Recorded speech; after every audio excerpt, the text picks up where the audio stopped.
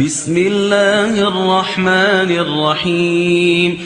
نبی پاک صلی اللہ علیہ وسلم کی حدیث ہے مسلم میں طبرانی میں، حضور نے فرمایا آؤ میں تمہیں پچھلے زمانے کے ایک ایماندار نوخیز ولی اللہ کی بات سناؤں۔ پچھلے زمانے حضور نے فرمایا پچھلے زمانے میں ایک بادشاہ جادو کے زور پہ حکومت کرتا تھا۔ جب وہ ایک جادوگر اس نے رکھا ہوا تھا تو جادوگر اس کو جادو بتاتا، وہ جادو کے زور پر حکومت کرتا۔ جادوگر بوڑھا ہو گیا تو کہنے لگا بادشاہ کوئی نوجوان میرے پاس بھیج دے، اب میں بوڑھا ہو گیا ہوں، میرا پتہ کوئی نہیں کب مر جاؤں۔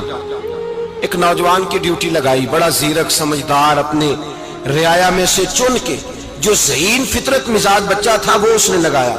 اللہ کے محبوب علیہ الصلوۃ والسلام فرماتے ہیں بچہ جادو سیکھنے لگا، وقت گزرنے لگا۔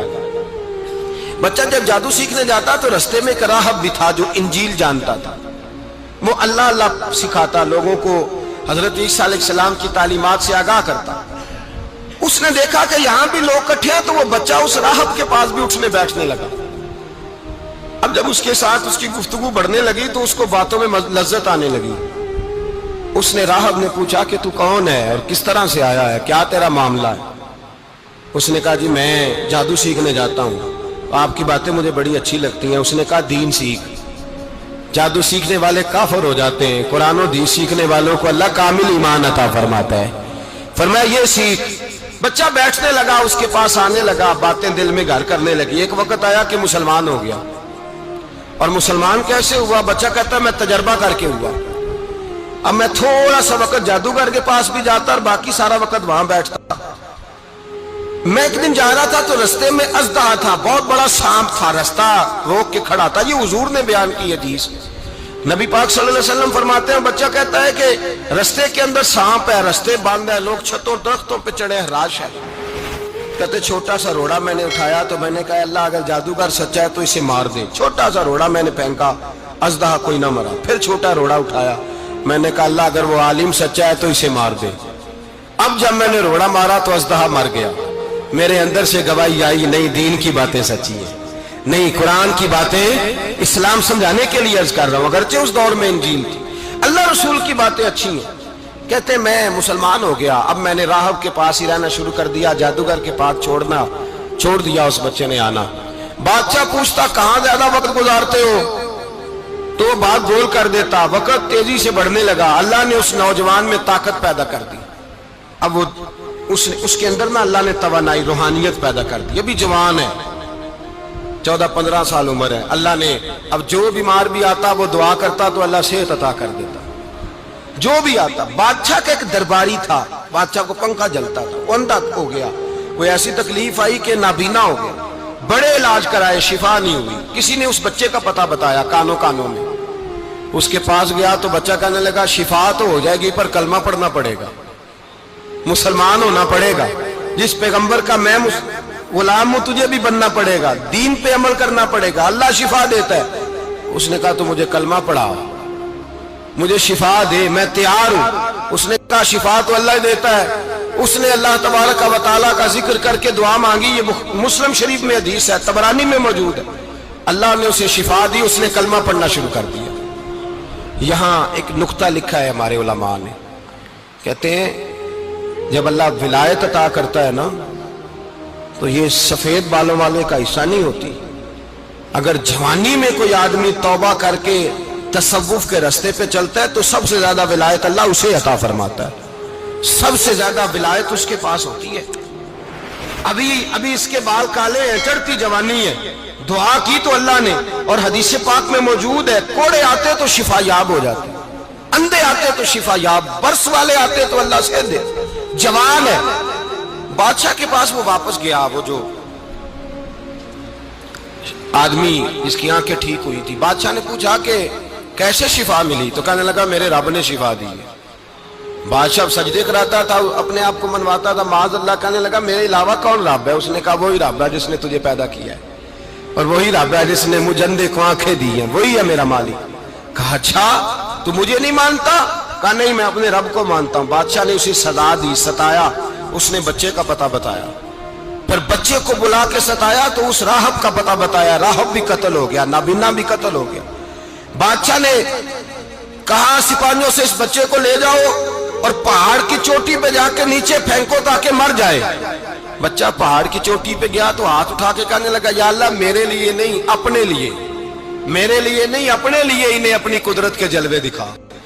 میرے لیے نہیں، اللہ کے بندے اپنی جان بچانے کی دعائیں نہیں مانگتے، اپنے لیے انہیں اپنی قدرت کے جلوے دکھا. یہ دعا مانگی، جتنے لوگ ساتھ آئے تھے وہ سارے زمین پہ گرے اور سب مر گئے، پہاڑ سے گر کے مر گئے. بچہ واپس سیدھا بادشاہ کے پاس کہنے لگا لو بھائی میرے رب نے مجھے بچا لیا ہے. جوان کا ایمان دیکھو، میرے رب نے مجھے، بولو میرے اللہ نے مجھے ایمان کی گواہی دے رہا ہے، میں بچ گیا ہوں، تو جھوٹا ہے میرا رب سچا ہے. اس نے کہا لے جاؤ اس کو دریا میں، کشتی میں بٹھاؤ، بیچ دریا کے جا کے دھکا دے دو. بیٹھے کشتی میں، دریا کے بیچ گئے، اور جب جا کے وہاں اس کو دھکا دینے لگے تو اس نے کہا اللہ میرے لیے نہیں اپنے لیے انہیں اپنی قدرت کے جلوے دکھا. بس ایک طوفان سا آیا، جتنے سپاہی ساتھ آئے تھے ڈوب کے مر گئے. وہ بچہ اٹھا اور سیدھا پھر بادشاہ کے پاس، اسی کے پاس کہنے لگا لو بھائی میرے رب نے مجھے بچا لیا ہے، تیرے پاس آیا ہوں. وہ کہنے لگا تو کیا مصیبت میرے گلے پڑ گئی ہے، کیسے جان چھوٹے گی؟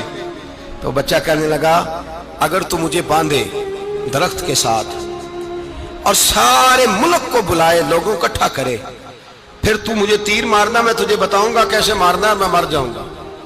اللہ کا بندہ نوجوان ایمان دیکھو، مرنے کے طریقے بتا رہا ہے، میں تجھے بتاؤں گا میں کیسے مروں گا. یہ بات کہی، بادشاہ نے سارا مجمع جمع کیا، ملک سارا باہر آ گیا، درخت کے ساتھ باندھ دیا.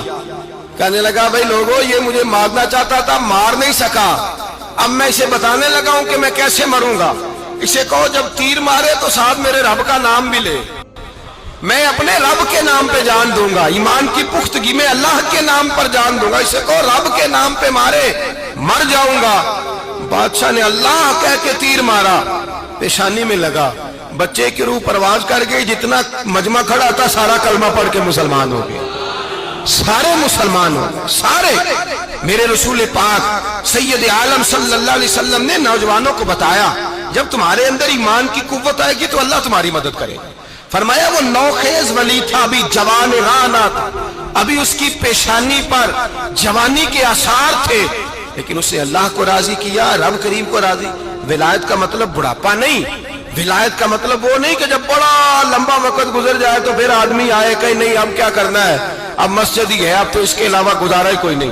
تو اس وقت کا آنا اللہ کی بارگاہ میں قبول تو ہے، لیکن شاباشی اسی کو ملتی ہے جو جوانی کا وقت آئے، جو عین اس وقت آئے جو وقت میرے رسول پاک علیہ السلام کے غلام عبداللہ ابن عمر، حضرت عبداللہ ابن عمر رضی اللہ تعالیٰ عنہ فرماتے ہیں کہ میں نکلا، مجھے سفر کے لیے جانا تھا، تو تھوڑی سی کھجوریں، تھوڑا سا سرکہ، ایک شہد کی بوتل، چیزیں میں نے سفر کے لیے ساتھ رکھ لی.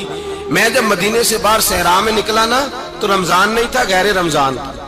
میں نے ایک نوجوان کو دیکھا بکریاں چرا رہا ہے، بکریاں چرا رہا ہے. اے جوان، آپ فرماتے ہیں اس کا چہرہ بڑا نورانیت والا، گرد پڑی ہوئی پر بڑا حسین. فرماتے ہیں میں نے اس کو کہا کہ آ جاؤ کھانا کھا لو، روزے بھی نہیں تھے. کہنے لگا نہیں میں نے روزہ رکھا ہوا ہے. فرماتے ہیں میں نے کہا پتہ کروں کہ نیرا نیک ہی ہے کہ پرہیزگار بھی ہے.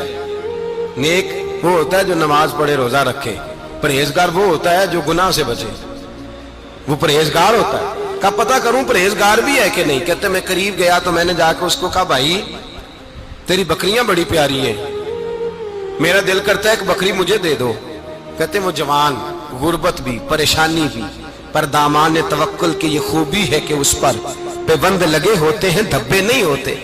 غربت ہے. کہا جناب ایک بکری دے دو. آنے لگا جناب بکریاں میری نہیں، بکریوں کا مالک کوئی اور ہے. کہتے میں نے آزمانے کے لیے کہا کہ بکریوں کے مالک کو کہنا ایک بکری بھیڑیا لے گیا ہے، کہہ دینا بھیڑیا لے گیا ہے. تو کہتے اس نے میری طرف دیکھا، گرد سے اس کے بال لٹے ہوئے، آنکھوں میں روشنی، چہرے پہ اطمینان، لب و لہجے میں ایمان کی طاقت. نوجوان کہنے لگا حضور بکریوں کے مالک کو تو کہہ دوں گا بھیڑیا لے گیا ہے، جب عرش کا مالک پوچھے گا تو کیا جواب دوں گا، اللہ کو کیا جواب دوں گا. کہتے ہیں میں کانپنے لگا اس کی بات سن کے. واپس آیا، جو کام نکلا تھا وہ چھوڑا، واپس لوٹ آیا. میں نے پتہ کیا کس کا غلام ہے، پتہ چلا فلاں آدمی کا ہے. کہتے میں نے پہلے غلام خریدا، پھر پتہ کیا تیرے پاس بکریاں کتنی ہیں، اس نے کہا 400. کہتے میں نے مالک سے ساری بکریاں خریدی، پھر غلام کو بلایا، پھر وہ بکریاں تحفے میں دی، تحفے میں۔ کہنے لگا حضور یہ سارا کچھ مجھے کیسے ملا؟ میں نے کہا تیرا ایمان بڑا پختہ تھا تو میرے رب نے تجھے انعام عطا فرمایا۔